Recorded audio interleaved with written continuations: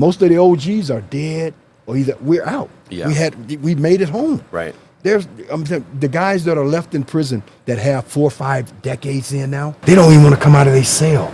I don't have time for them youngsters. They tell the administration, no, don't come get me. I don't care if they kill each other today, and that's wrong. Yeah. It's wrong for them to do that, but Right. they're tired, man. People like you, Chris, will help make a difference.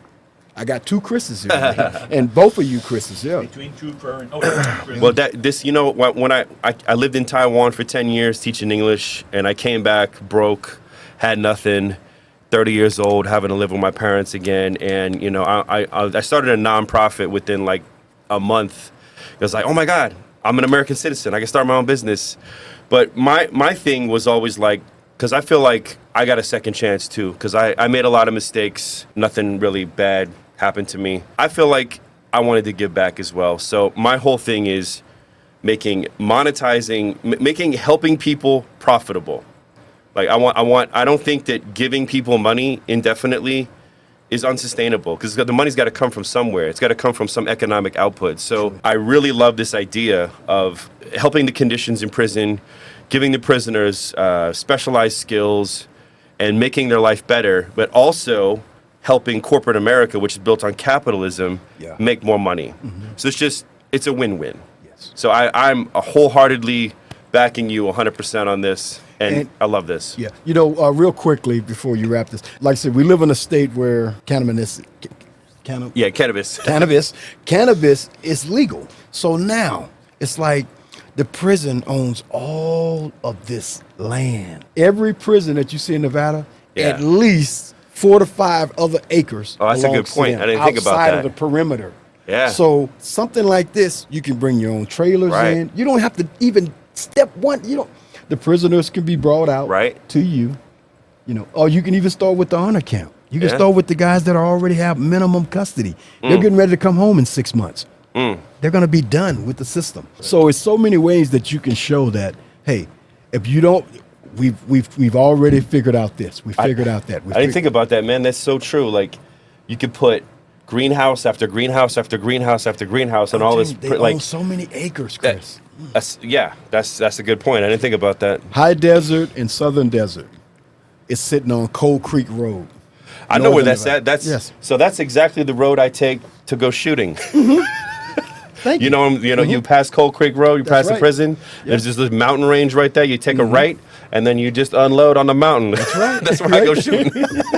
We should go sometime, and if you're allowed. No, I'm not allowed to carry guns, brother. But hey, I tell you what. Can you watch from a distance? Oh yeah. Okay. Oh yeah. I went to gun range and watched. Yeah. I watch. I watch new guns do their thing. But we just won't tell anybody. No, I'm just kidding. But it's like if they just look and see what's available and the access they have, this could work. I mean, it don't have to be cannabis. It can be anything. But let's start the conversation. Great Getting idea. it back into the system. That's so good. I mean, like, thank you for bringing this up. Like, here's the thing about America and politics, and I listen to a lot of people, and I hear a lot of people. A lot of people say, hey, we need to change. We need to vote on this. We need to get these people to change.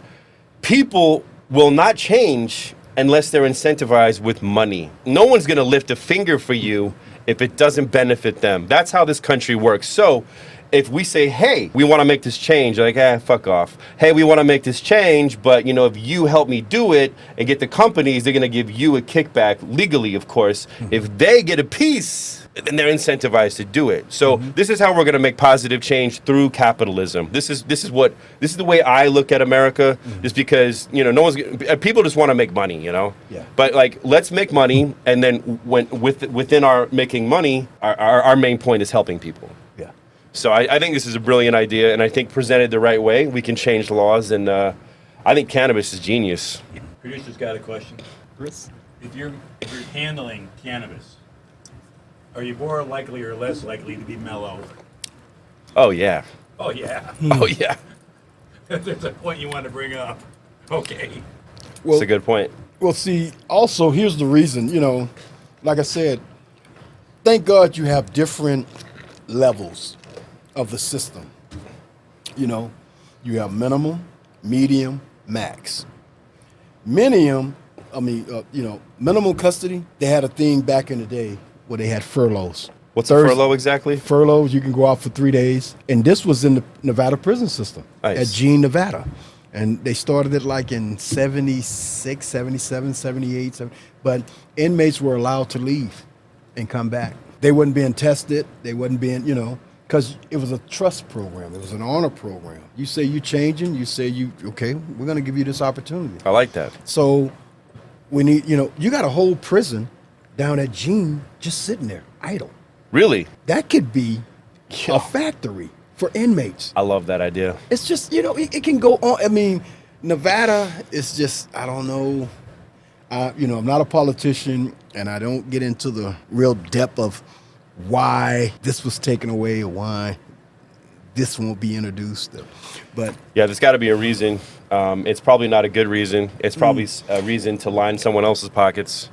But, if we can make it more profitable for them, then hopefully, I don't know, we just got to present it the right way. Co-opting the existing structure. Yeah. What basically got a bunch of people ready glomming on that system. Just show how they're going to be okay still. Right. Right. Yeah, so that's word from the peanut gallery over here, but sounds like you guys are on the freaking something big time. And I tell you what. Yeah. If I don't know, you're a businessman. Yeah. And, so the first person that you want to contact is the director over the prison industry, because there are some industries there, and there's a director there. Depending on the name, I may even know the name, because you get officers for years. They work 20 years as a correction officer. Next thing you know, they put in a bid because they want to run a shop or something. They want to do something and, help give back. But it may be a name that I know, and get an audience with that director. And don't even showcase what you want to do. Just ask him where the system at, and is Nevada looking to make capital?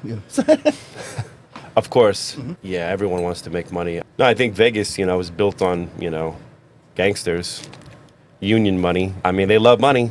Union money. So, I love you, man. I really do love you. What? I mean, you're fucking telling the truth, though. I mean, yeah, is that how that, it was like they smuggled the union money to build, didn't they do that? That's how it was built, right? Millions of dollars, like laundered to get out here. Smuggling prostitutes. There comes a point in time where if you break the rules enough, you're making too much money for them to stop you. They're just like, well, you're making too much money, you broke the law, but you know what? It's too big for me to stop, so I just give me a piece. Yeah. So if we give them a plan, I'm just saying, I think Vegas is a little bit more forward thinking than a lot of other states. Like there's a lot of states that like Midwest states or Southern states that would be, this is good old boy system. This is the way we do things, and we're not going to change. Yeah. You're talking about something that's bad, right? We're already bad, right? And we can get worse, and it will be actually getting better. So, Yeah. I tell you what, it was a guy named Joe Conforti. You ever heard of that name? Either one of you guys? Businessman up north. He seen where the Mustang Ranch, the Chicken Ranch, and he goes, wait a minute. You guys are talking about prostitutes and this and that. They're walking the streets, and I tell you what, I'm gonna donate 20 to 25 trailers to the prison system. We're going to put the women with it, and the inmates that are working, that want a pleasure for the night. Genius. Hey, brilliant. Look, he When donated. was this now? When was this? Brilliant. This was like 85, 84, 85, 86. That's brilliant. He donated the trailers and everything. But Nevada legislation, they tabled the bill. And I don't know if it went in the digest. Where is it at? But that bill, there's a bill out there. Joe Conforti died. He was a businessman. He owned a couple casinos up there near Reno and stuff. And I think he had some shares into the Mustang Ranch. But I'm telling you, he said, you want these guys to have conjugal visits? Well, I'm going to show you a way. They're making money. They're making their own money. Smart. I'll supply the trailers and the prostitutes. And I don't know, for the life of me, we're sitting in prison and we're going, what? Yeah. No. Who is this guy? He's looking out for the lifers. He's looking out, man, and we're looking our chops, and it just, I'm telling you, but an idea like that, just to say, well, hey, you're getting some guys in this system. They're getting up there now. They're like, 4 to 5 decades in this system now. Do we have to continue to take care of them? Are you going to allow them to make money?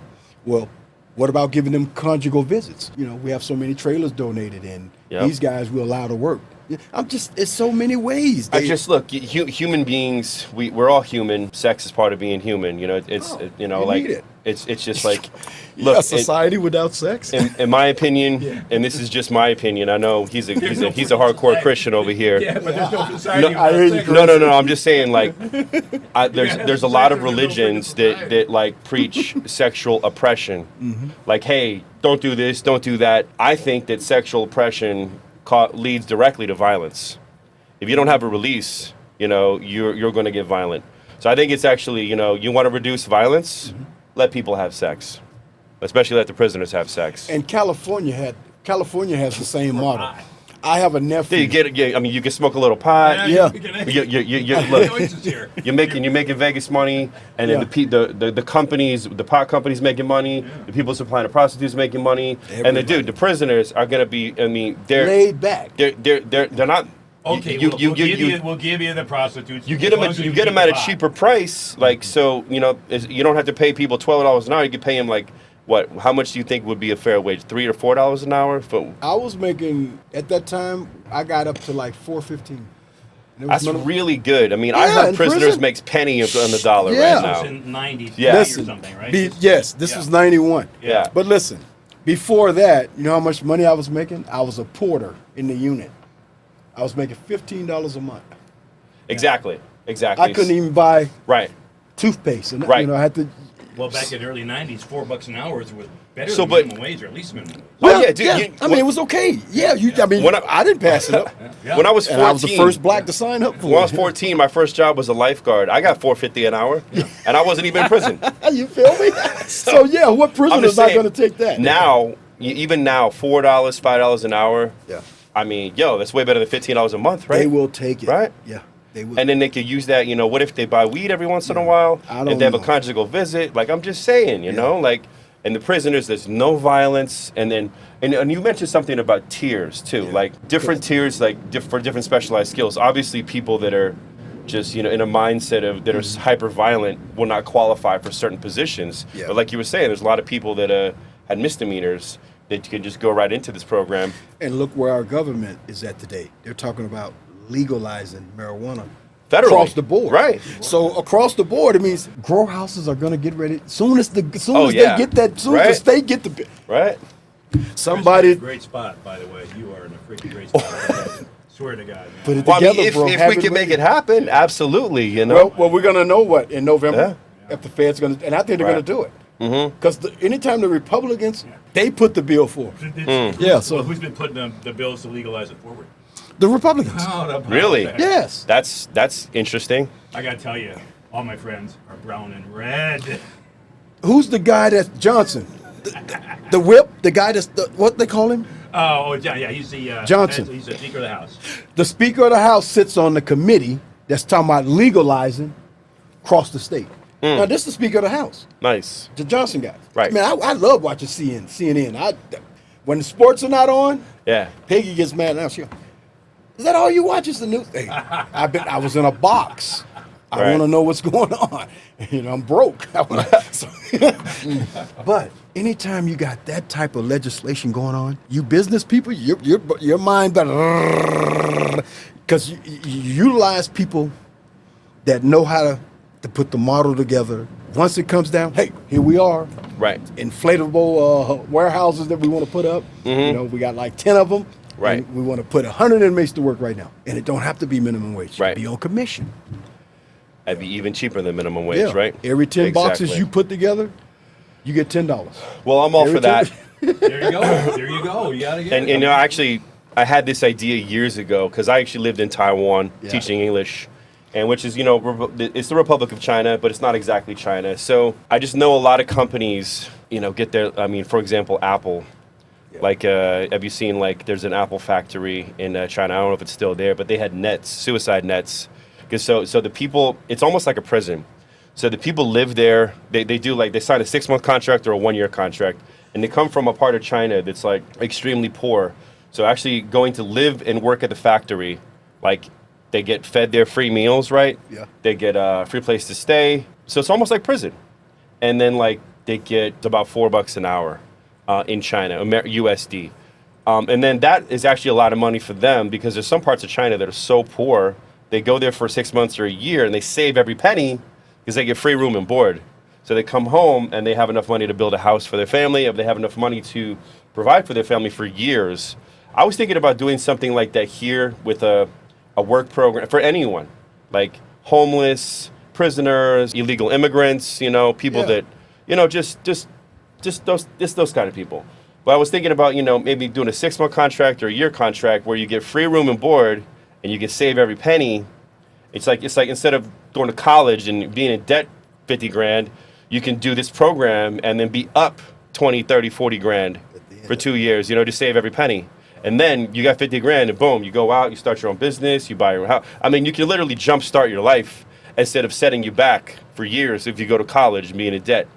But I love this. I'm totally aligned with what you're doing. You know, I think we just got to talk to the right people and see if we can make it happen. It's a win-win all around.